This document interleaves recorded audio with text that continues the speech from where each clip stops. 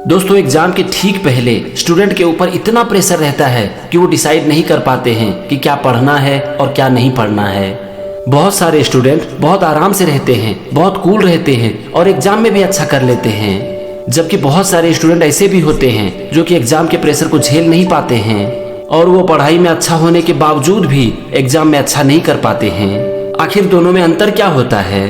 क्या अंतर होता है जो कि टॉप कर जाते हैं और जो कि एवरेज परफॉर्म करते हैं? आप साल भर जितनी भी पढ़ाई कर लो, लेकिन एग्जाम के ठीक पहले या फिर एग्जाम के समय अगर आपने ठीक से पढ़ाई नहीं किया ना, तो आपकी साल भर की मेहनत बेकार हो सकती है। आपको पता तो सब कुछ होगा, लेकिन आप एग्जाम में ठीक से लिख नहीं पाओगे।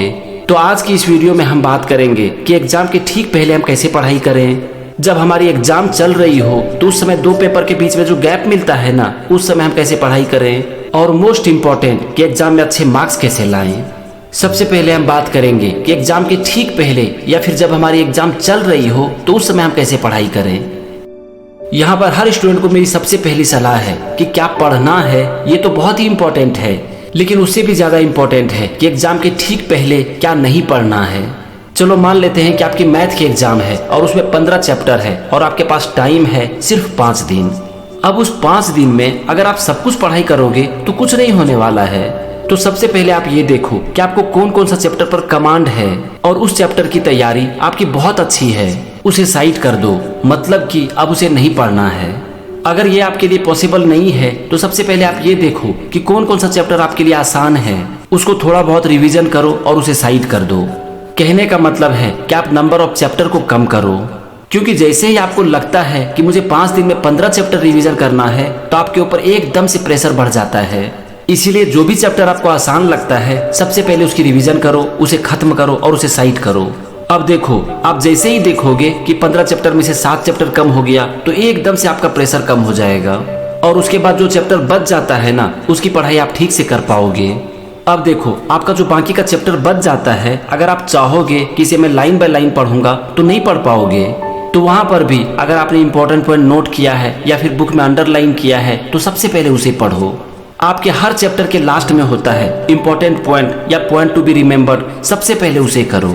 उसके बाद जो आपका क्वेश्चन आंसर है ना, उसमें भी खत्म करो कि कौन सा नहीं करना है, क्योंकि एग्जाम के ठीक पहले का जो टाइम होता है ना, वो होता है इलिमिनेशन टाइम। मतलब कि आपको अपने चैप्टर को कम करना है, आपको अपने पॉइंट को कम करना है, क्वेश्चन को कम करना है, तभी आप ठीक से पढ़ पाओगे। नहीं तो आपके ऊपर इतना प्रेशर हो जाएगा कि आप कुछ नहीं कर पाओगे। तो सबसे पहले जो कि चैप्टर आपको आसान लगता है, जिसके ऊपर आपको कमांड है, उसे कंप्लीट करो और हटाओ और वहां पर फोकस करो जहां कि आपको लगता है कि यहाँ पर थोड़ी मेहनत करने की जरूरत है। हमने पहला पॉइंट कवर किया, इलिमिनेशन, यानी कि उन सारे चैप्टर को हटाना है जो कि हमें नहीं करना है। अब हम आते हैं दूसरे पॉइंट पर और वो है एग्जाम लाइक सिचुएशन। एग्जाम के पहले जब आप घर में पढ़ाई कर रहे होते हो ना, तो इस तरह से पढ़ाई करो जैसे कि आप एग्जाम हॉल में बैठे हुए हो। जब आप एग्जाम लिख रहे होते हो तो उस समय अगर आपको कोई मोबाइल फोन ला कर दे और आपसे कहे कि आपका व्हाट्सएप पर मैसेज आया है या फिर आपके फ्रेंड का एक कॉल है, तो आप क्या करोगे? क्या व्हाट्सएप चेक करोगे या फिर अपने दोस्त से बात करोगे? नहीं करोगे ना। आपका पूरा का पूरा ध्यान एग्जाम पर होगा ना। बस यही काम आप एग्जाम के ठीक पहले करो। मतलब कि जब आप पढ़ाई करो तो इतने फोकस के साथ करो जैसे कि आप एग्जाम हॉल में बैठे हुए हो। जहां पर आप पढ़ाई करने के लिए बैठते हो वहां से उन सारी चीजों को हटा दो जो कि आपको आपके काम से डिस्ट्रैक्ट करती है। बस आप ये समझ लो कि आप एग्जाम हॉल में बैठे हुए हो और एग्जाम लिख रहे हो। जब आप अपने माइंड को ये सिग्नल दे दोगे कि अभी मैं एग्जाम में बैठा हुआ हूँ, तो आपका जो फोकस है ना, वो कमाल का हो जाएगा। उस समय आप जिस फोकस के साथ पढ़ाई कर रहे होगे उसे थोड़ा ऑब्जर्व करना और ये सोचना कि अगर आप साल भर इसी फोकस के साथ पढ़ाई करते हो तो क्या हो सकता है। फ्रेंड्स, मैं अपने बहुत सारी वीडियो में कहता हूँ कि या तो अपने काम को नहीं करो, लेकिन अगर करो तो ऐसे करो कि आपसे बढ़िया और कोई नहीं कर सकता। मोबाइल पर अगर टाइम पास करना है तो जी भर के टाइम पास करो, लेकिन जब आप पढ़ाई करो तो ऐसे करो कि आप एग्जाम हॉल में बैठे हुए हो। हमने 2 पॉइंट कवर किया, अब हम आते हैं तीसरे पॉइंट पर और वो है क्लियर आंसर। एग्जाम में जब भी अपने क्वेश्चन के आंसर लिखते हो ना, तो उसे बड़ा करने की कोशिश मत करो। ये इतना इम्पोर्टेंट नहीं है। इम्पोर्टेंट ये है कि आपसे जो पूछा जा रहा है उसे आप ठीक से लिख रहे हो या नहीं।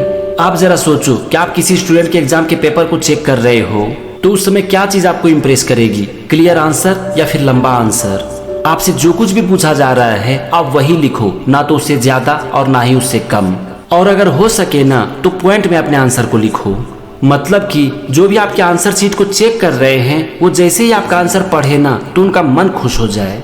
हर पॉइंट को कवर करना है, उसे पॉइंट में कवर करना है, यानी कि बुलेट पॉइंट में कवर करना है और टू द पॉइंट लिखना है। आंसर को बड़ा करने के चक्कर में एक ही चीज को बार बार रिपीट मत करो, बस जो पूछा जा रहा है उसके ऊपर ध्यान दो और उसे लिखो। इसके लिए आप कभी अपने टीचर से भी बात कर सकते हो। किसी भी क्वेश्चन का आंसर आप पॉइंट में लिखो, बुलेट पॉइंट में लिखो और एक बार अपने टीचर को दिखाओ। चलो ठीक है, हमने 3 पॉइंट कवर कर लिया। अब आते हैं आखिरी पॉइंट पर और वो है थिंकिंग। देखो आप एक बात को जान लो कि निगेटिव थिंकिंग आपको रिजल्ट नहीं दे सकती है। हाँ, ये आपका एग्जाम को जरूर खराब कर सकती है। आपकी तैयारी चाहे जैसी भी हो, अपने माइंड को पॉजिटिव रखो, क्योंकि जब आप अपने माइंड को पॉजिटिव रखोगे तभी आप पढ़ाई ठीक से कर पाओगे।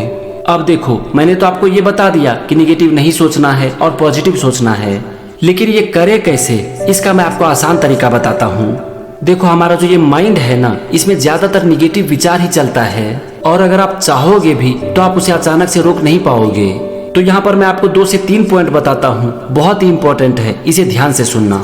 सबसे पहला पॉइंट है कि जैसे ही आपके मन में कोई निगेटिव विचार आए ना तो उसे तुरंत पॉजिटिव से रिप्लेस करो। मान लेते हैं कि आपके मन में विचार आता है कि मेरी एग्जाम की तैयारी अच्छी नहीं है, तो वहां पर तुरंत अपने माइंड को पॉजिटिव सिग्नल दो कि मैं बहुत अच्छे से पढ़ रहा हूँ और मेरी एग्जाम बहुत अच्छी जाएगी।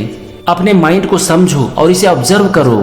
जैसे ही आपको पता चलता है कि आप निगेटिव में फंस रहे हो तो तुरंत वहां से ध्यान हटाओ और अपने माइंड में पॉजिटिव थॉट भरना शुरू करो। ये तो हुआ पहला पॉइंट कि जब मन में निगेटिव थॉट आता है तो क्या करें। अब मैं आपको यहाँ पर दूसरा पॉइंट बताता हूँ। आप 1 या फिर मैक्सिमम 2 अच्छे वीडियो सेलेक्ट कर लो और उसे दिन भर में 2 से 3 बार सुनो। अब देखो इससे होगा क्या, आपके मन में पॉजिटिव थॉट रिपीट होना शुरू हो जाएगा। जब आप उसे बार बार सुनोगे, उसे लूप में सुनोगे, तो आपका जो माइंड है ना वो पॉजिटिव थॉट से भरना शुरू हो जाएगा। और फिर उसके बाद जब कभी भी आपके मन में निगेटिव थॉट आएगा ना तो आपका जो ये माइंड है ना ये ऑटोमेटिक से पॉजिटिव सिग्नल देना शुरू कर देगा। मैंने यहाँ पर आपको 2 चीज बताया, अगर आपके पास टाइम है तो ये तीसरा काम भी कर लो।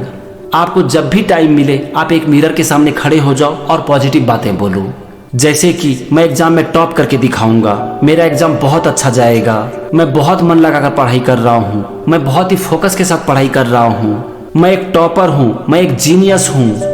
आज जो भी एग्जाम में टॉप करते हैं वो दूसरे ग्रह से नहीं आते हैं, वो यहीं पर पैदा लेते हैं। तो अगर वो कर सकता है तो मैं क्यों नहीं कर सकता। इस काम को भी आप जैसे तैसे मत करो। आप 4 से 5 लाइन एक नोटबुक में लिख लो और उसी को बार बार पढ़ो। एग्जाम तक तो आप इसे करो ही और अगर हो सके तो इसे एग्जाम के बाद भी करो। आपने बहुत सारे स्टूडेंट को देखा होगा जो कि स्कूल में बहुत अच्छा नहीं करते हैं, लेकिन वो अचानक से बोर्ड में टॉप करके दिखा देते हैं, अच्छी नौकरी पा लेते हैं और फिर वो अपने जीवन में कुछ बहुत बड़ा अचीव करके दिखा देते हैं। तो यहाँ पर इसका एक मतलब तो निकलता है ना कि आज आप जैसे भी स्टूडेंट हो इससे कोई फर्क नहीं पड़ता। अगर आज आपने ठान लिया और सही दिशा में काम करना शुरू कर दिया तो एक दिन आप भी टॉप कर सकते हो। मेरी बात का यकीन करो, मेरे ऊपर भरोसा करो और बड़ा सोचना शुरू कर दो। इसके ऊपर बहुत सारी किताबें लिखी गई है कि सोच में जादू होती है। इसीलिए अगर आप टॉपर बनना चाहते हो तो सबसे पहले एक टॉपर की तरह सोचना शुरू कर दो और अगर आपने टॉपर की तरह सोचना शुरू किया तो स्ट्रॉन्ग पॉसिबिलिटी है कि आप टॉपर बन भी जाओगे। चलो ठीक है, आज की वीडियो में बस इतना ही। हमने यहाँ पर जो भी पॉइंट डिस्कस किया उसे फॉलो करो और मुझे उम्मीद है कि आपका एग्जाम जरूर अच्छा जाएगा और आप अच्छे नंबर से पास भी करोगे। जय हिंद, वंदे मातरम।